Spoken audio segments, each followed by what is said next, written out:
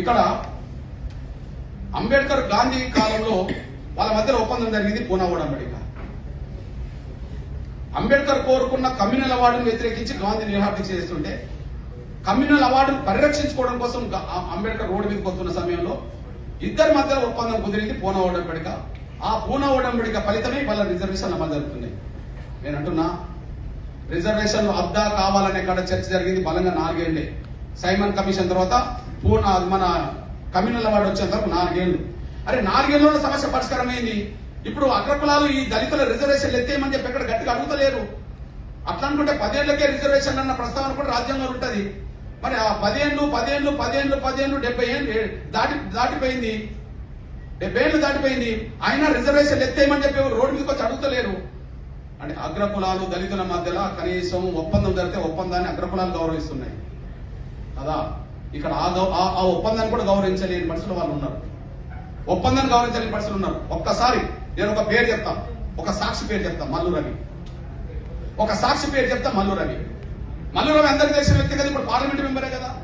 మల్లు రవి ఒక సంఘటనలో సాక్షి సంతకం పెట్టాడు. ఒప్పందం మాలా మాదిగల మధ్యలో. ఇప్పుడు నేను మాదిగల దండలో ఒక నాయకుడిగా మీ ముందు ఉన్నాను. ఆనాడు ప్రారంభంలో మాలమహానాడు నాయకుడు పివి రావు గారు. పివి రావు గారు పేరు విన్నారు. పివి రావు గారి తర్వాత జూపుడి తర్వాత కొంత కారం శివాజీ కారం తర్వాత వాళ్ళు వీళ్ళు ఇప్పుడు ప్రతి 5 ఏళ్ళకోసారి పాత్రలు మారుతుంటాయి. ప్రతి 5 ఏళ్ళకోసారి కొత్త కొత్త పాత్రలు వస్తుంటాయి. అడుగుని పాత్రలు పోషించుకుంటూ వస్తున్నారు, మనం చూస్తున్నాం. మీ అన్నగా చెప్తున్నా, రఘు తమ్ముడు చెప్పినట్టుగానే అప్పుడు కొంతమంది పెద్దలు వర్ధన్ అని ఒక మాల పెద్ద అయినా స్వచ్ఛంద సంస్థ నడిపే వ్యక్తి ఇంట్లో మాలైన ఇంట్లోనే మాలా మాదిగల మధ్య చర్చలు జరిగినాయి. తమ్ముడు ఆ చర్చల సారాంశం ఏందో చెప్తాను నేను. చర్చలు జరిగినాయి, చర్చల సారాంశం చెప్తాను నేను. పీవీరావు ఒకవైపు జూపుడి సాక్ష్యం, నేను ఒకవైపు, నాకు ఎంఆర్పీఎస్ నాయకులు 1-2 సాక్ష్యం. ఓ 10 మంది చర్చలు జరిగినాయి. ఆ చర్చల ఫలితం వల్ల ఒక ఒప్పందం జరిగింది. ఆ ఒప్పందంలో ఏమున్నదంటే దళితుల మధ్యలో అన్ని రంగాల్లో సమానత్వం లేదు. దళితుల మధ్యలో అసమానతలు అన్నమాట నిజం. ఈ అసమానతల పరిష్కారం రాష్ట్రపతి చేతికి వెళ్ళింది. అప్పుడు ఎస్సీ వర్గీకరణ అంశం కేఆర్ నారాయణ రాష్ట్రపతి చేతికి వెళ్ళింది. వర్గీకరణ చేయాలా వద్దనే కాడ. అప్పుడు అందులో ఉన్నది రెండో పాయింట్ ఏంటంటే అసమానతలే ఒప్పుకుంటున్నాం. ఈ సమస్య పరిష్కారం రాష్ట్రపతి చేతికి వెళ్ళింది కాబట్టి, రాష్ట్రపతి కూడా దళితుడు కాబట్టి ఆయన ఏ నిర్ణయం తీసుకున్నా దానికి కట్టుబడి ఉంటామని చెప్పి ఒప్పందం జరిగింది. ఆ ఒప్పందానికి సాక్ష్యమైంది ఎవరు? మల్లు రవి. పివి రావు సంతకం పెట్టిండు, నేను సంతకం పెట్టిన. సాక్ష్యంలో మల్లు రవి సంతకం మాల పెద్ద ఇంట్లోనే చర్చలు జరిగినాయి. కానీ మళ్ళా చెప్తున్నా, దళితుల మధ్య అసమానతలను ఒప్పుకున్నది ఒప్పంద పత్రం. అసమానతలను పరిష్కరించడానికి ఏం నిర్ణయం తీసుకున్నా కట్టుబడి ఉందామని ఒప్పందం జరిగింది. ఆ తర్వాత కేఆర్ నారాయణ రాష్ట్రపతి 99 డిసెంబర్ 2వ తారీఖు నాడు ఎస్సీ వర్గీకరణ కరెక్టే, రాష్ట్రాలు చేసుకోవచ్చు అని చెప్పి రాష్ట్రపతి ఆమోదం తెలిపిండు. దళితుడే కదా ఇతను. ఆ తర్వాత మేము రాష్ట్రపతి నిర్ణయానికి కట్టుబడి ఉండమని అన్నారు. దాన్ని అడ్డుకునే ప్రయత్నం చేశారు, అడ్డుకున్నారు. ఇప్పుడు వాళ్ళు రాష్ట్రపతి చెప్పిన వినరు. ఎస్సీ వర్గీకరణను సమస్త సమాజం అంగీకరిస్తుంది. నా బీసీలు, ఓసీలు, ఎస్సీలు, మైనార్టీలు సమస్త సమాజం అంగీకరిస్తుంది.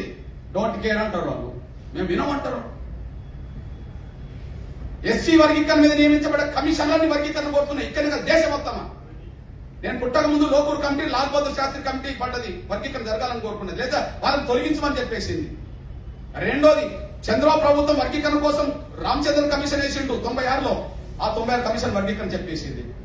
ఉషామేర కమిషన్ మన్మోహన్ సింగ్ గారు ప్రభుత్వం వేసింది, ఎస్సీ వర్గీకరణ జరగాలని చెప్పింది. ఇక్కడ కర్ణాటకలో జస్టిస్ సదాశివన్ కమిషన్ పడ్డది, వర్గీకరణ జరగాలని చెప్పేసింది. తమిళనాడులో కరుణానిధి గారు జస్టిస్ జనార్దన్ కమిషన్ వేసిండు, అది వర్గీకరణ జరగాలని చెప్పింది. మహారాష్ట్రలో లాహోజీ సాల్వే, జడ్జ్ పూలే గారికి గురువు లాహోజీ సాల్వే అంటే ఆయన పేరుతో కమిటీ పడ్డది, ఎస్సీ వర్గీకరణ జరగాలని చెప్పింది. ఉత్తరప్రదేశ్ లో హుకుం సింగ్ కమిటీ పడ్డది, ఎస్సీ వర్గీకరణ జరగాలని చెప్పింది. పంజాబ్ లో అది గుర్నామ్ సింగ్ కమిషన్ పడ్డది, ఎస్సీ వర్గీకరణ జరగాలని చెప్పింది. నిన్నగాక మొన్న ఎస్సీ కమిషన్ హర్యానాలో పడ్డది, ఎస్సీ వర్గీకరణ జరగాలని చెప్పేసింది. ఎస్సీల మధ్య అసమానతలు నేను ఒప్పుకుంటున్నాయి కమిషన్లన్నీ. అసమానతలకు వర్గీకరణ పరిష్కారం అని చెప్పేసింది. కమిషన్ల నిర్ణయాన్ని కూడా మేము బేఖాతరు చేద్దామని మాట్లాడుతున్నారు. ఇప్పుడు కాంగ్రెస్ ఆయనే, ఎవరైతే రోడ్డు మీదకి వచ్చిండ్రో వాళ్ళే.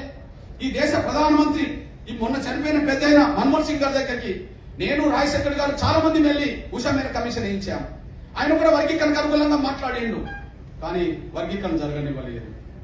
దేశ ప్రధానమంత్రి నరేంద్ర మోడీ గారు, గౌరవ నరేంద్ర మోడీ గారు ఎస్సీ వర్గీకరణ కరెక్టే, మా సంపూర్ణ సహకారం కేంద్రం ఇస్తుంది, సుప్రీంకోర్టులో విచారణకు ఎంఆర్పీ బీజేపీ సహకారం చేస్తుందని చెప్పడం జరిగింది.